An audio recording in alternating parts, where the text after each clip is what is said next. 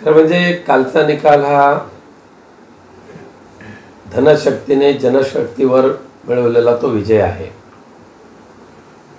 आम्ही प्रामाणिकपणे या मतदारसंघामधल्या मतदारांची सेवा करण्याचा प्रयत्न केला आणि भविष्यामध्ये तो सुद्धा करत राहणारच आहोत, कारण जय पराजय ह्या निवडणुकीमध्ये असतो।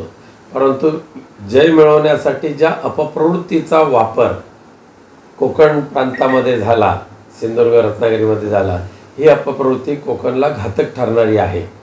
आणि म्हणून आज बिहारप्रमाणे यूपीप्रमाणे मतदारांना खरेदी करण्याचं जे षडयंत्र रचलं गेलं, दुर्दैवाने आम्ही गरिबातले गरीब कार्यकर्ते, त्यामुळे त्या धनशक्तीशी आम्ही लढू शकलो नाही, पण जनशक्ती आमच्या पाठीशी आजही आहे आणि उद्या राहणार आहे।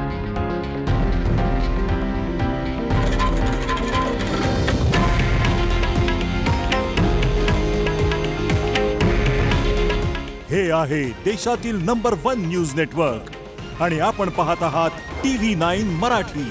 काळजी तुमची, हित महाराष्ट्राचं।